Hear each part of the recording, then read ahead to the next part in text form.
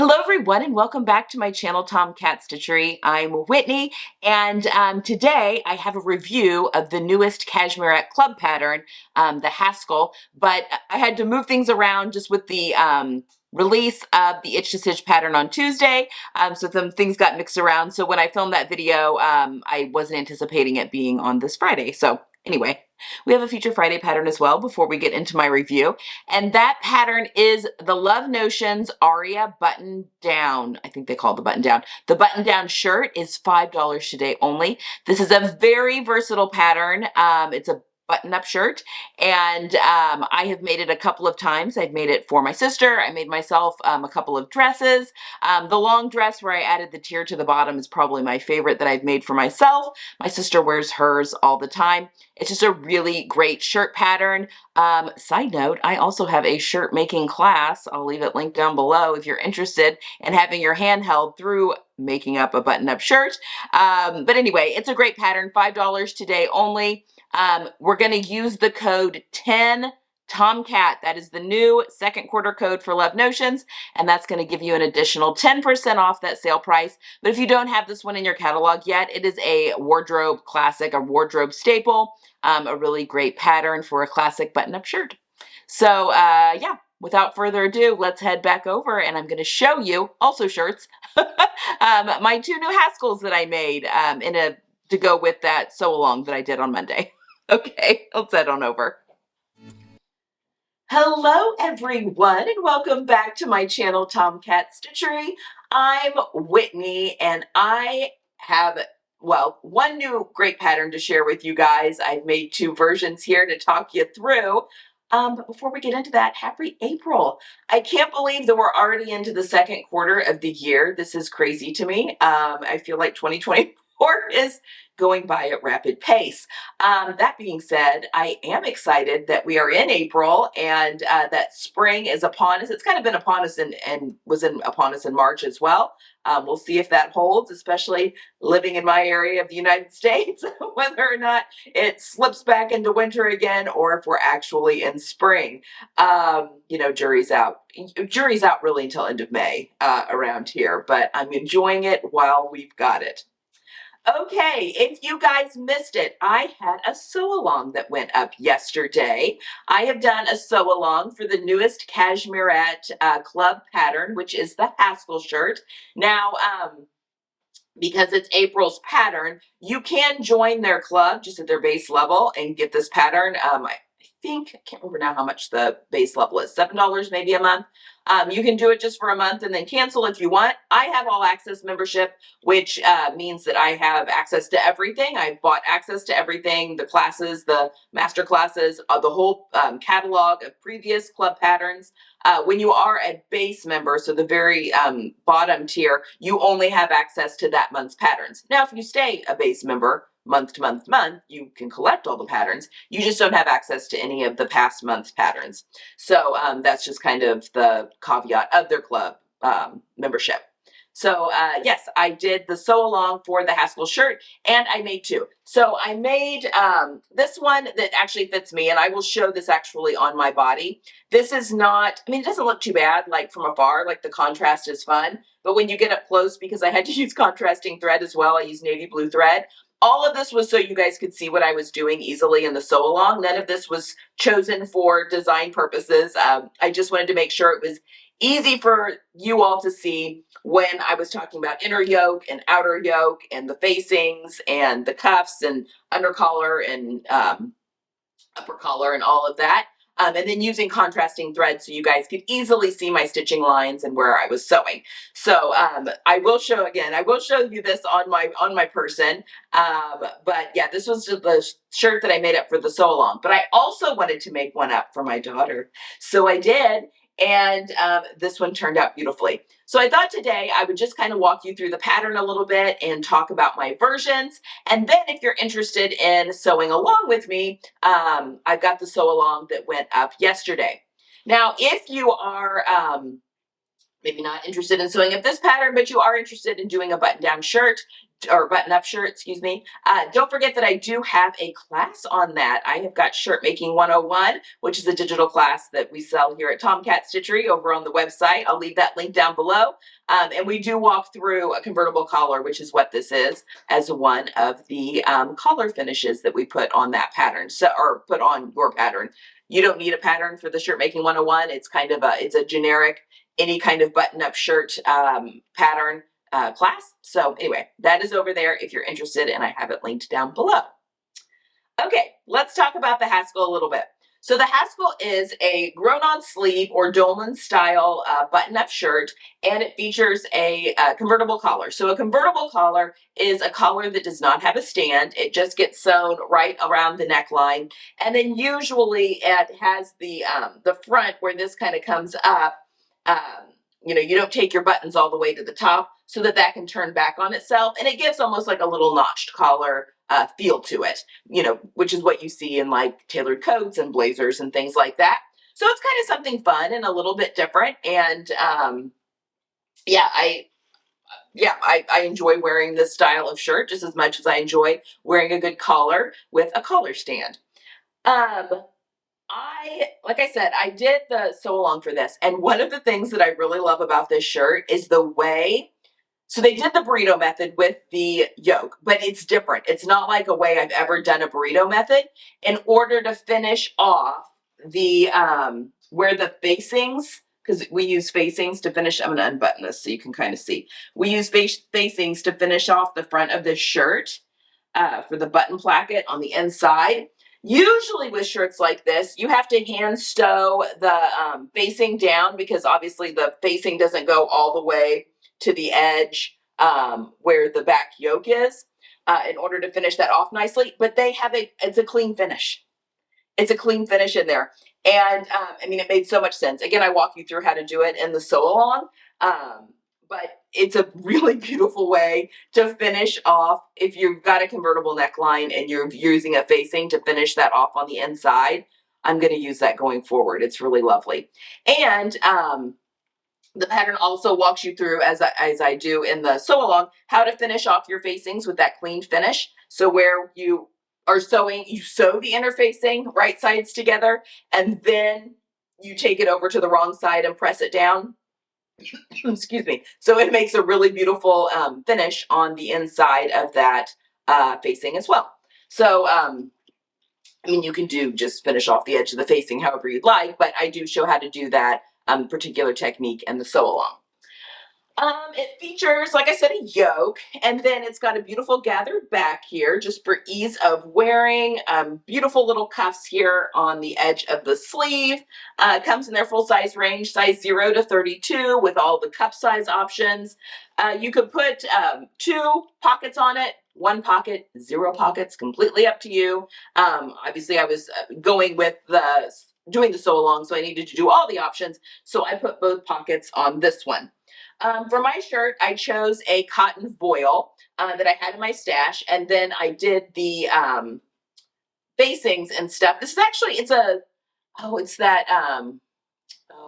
not going to remember the name of the company. It's a designer used in quilting a lot. It is a cotton, but it's a really thin cotton, so it's not as thick as some of the quilting cottons are, and it went really well with the voile. But that's what the orange is. What is that called? Weft and Warp and Weft. Is it called Warp and Weft? Can't remember. Anyway, I had some in my stash and thought that it made a nice contrast with the green, and then people would be easily able to see what I was doing. Again, I've used navy blue thread on this so that you could see what I was doing in the sew along. But yeah, it's a lovely little shirt pattern. I made the size 10 and then with the GH cup, and then grade it out to the 12 at the waist, which is what I do in all Cashmerette patterns for my body. So that is that version for me. And actually, I didn't even a lot of times I shorten it 1 inch at the waist. I did not do that on this one. I just left everything as is. So that is what we've got here. Another thing, it's got bust darts here that you actually cut the bulk of the dart out. Which is also something kind of interesting, and finish that off. So that is kind of the basis and the sew along shirt that I made. but I wanted to practice because when they sent me the pattern to do the sew along, she had mentioned that they'd done a little bit different technique for how to do the burrito for finishing off the neckline and the whole yoke on the inside. So I read through it and it made sense, but I'm like, you know what? I kind of want to do a trial run just to make sure. So I made one for my daughter. So this is the first one that I made. This you may not recognize, but this is one of the silk crepe de chines that we got from Mood when we were there in New York in October. So this is one of the fabrics that my daughter picked out. She also picked out that real dark floral, and I made her hacked that shirt for her for Christmas. This was the second one that she picked out. So now both of her silks have been made up. Pat myself on the back for getting to those quickly. But she wanted a shirt. When I threw it past her, I was like, hey, what do you think about doing this pattern with this fabric that we grabbed? She liked that idea. I guarantee you that she will wear this most of the time tied up. So she will, button it down to her waist and then tie that up at the top of her pants. But she really enjoys wearing button-up shirts that way. So I think this is going to be something really great for her for this spring and summer.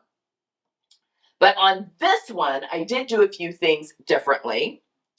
I did French seams everywhere, including the bust dart, because again, the bust dart has a seam because you cut out the dart bulk. So the darts are actually French seamed as well. You may not be able to see that far away. And I'm very pleased with how that turned out. But honestly, everything is finished really cleanly on the inside. The only thing that you see other than the darts are the side seams. So the side seams that go up into the arm, everything else gets finished off cleanly. The way that this facing gets finished off, it's all just really beautiful. But I did do French seams on those.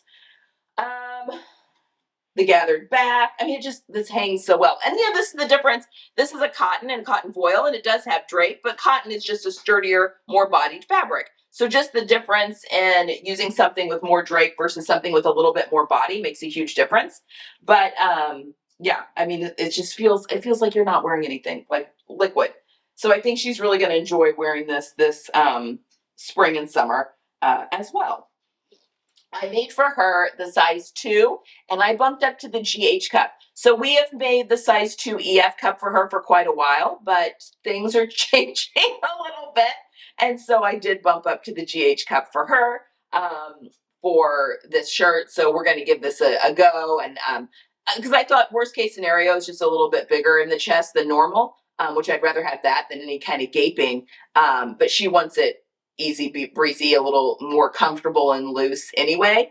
So I think that this is going to work out just fine for her.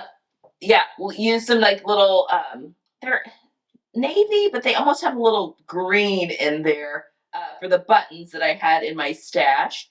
And I think those look really, really nice. I went with navy thread for the buttonholes on this, even though the rest of my top stitching thread is this fuchsia. I don't know. I just kind of liked that standing out, and I think it looks nice with the button actually in there. I also can still see my chalk marks here for marking my buttonholes, so I need to hit that with a little washcloth. Also, on this version here, I used my new interfacing that I got from the Sew Expo from Professional Sewing Supply, their little Notions shop. It was expensive, their sheer interfacing, but oh my gosh, it works for fabric that is this lightweight. Now I used my normal, can't remember if I used the Perfect Fuse sheer on this one or if I used the Fashion Sewing Supply sheer elegance. I can't remember which one. Those are kind of my go-tos for sheer interfacing, and they work great on my lighter weight cottons and stuff, but sometimes they can be just a little bit, just not as delicate and fine for real thin silk. So I used that new interfacing, and it is lovely. I used that new on this, and then I also used my new silk pens that I got from them. That worked lovely as I was sewing this up. And I used my chalkener as well, because that's what I used to mark my buttonholes here, that I now need to go back and get that chalk off, which should be fine.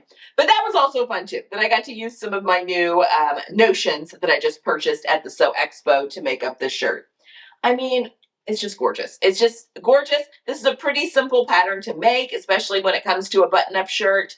And again, the way that the yoke, I would almost recommend buying this pattern only for that instruction. I mean, you can go watch the sew along and I'll show you how to do it. But it is just really smart. And it's not a way that I have finished things off before. And that is what I'm going to do from now on.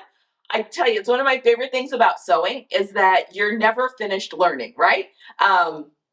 There's always going to be a new technique, a new tool, a new notion, something new that is just going to keep you learning from forever and ever. And I love that. I love that there is always new things to learn. So anyway, that was my new thing that I have learned, and I'm excited to share that with you guys.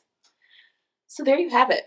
That is the newest Cashmerette Club pattern. Again, I made two, obviously. And yeah, it's just a nice little grown-on sleeve, dolman sleeve, convertible collared top with some fun little techniques wedged in there. So perfect for the hopefully warming up weather that we are experiencing here. Hopefully it holds. All right, everyone, that is it for today. I hope you've enjoyed this one. Again, don't forget to go check out the sew along. It went up yesterday on Monday on the 1st, and go have a look at that if you're interested in making your own Haskell. Okay, that is it for today. I will see you guys again on Friday. We're going to be talking a little bit about, I think of things. Sometimes I juggle videos around, but we are in Earth Month. This is Earth Month here in April, and we're going to be talking about how to shop responsibly for fabric and how to do our best for the earth when it comes to our hobby, and how to keep things out of the landfill. So that's what we'll be talking about, I think, on Friday. So I will see you guys then. Have a good week. Get some sewing in, and I'll see you next time. Bye.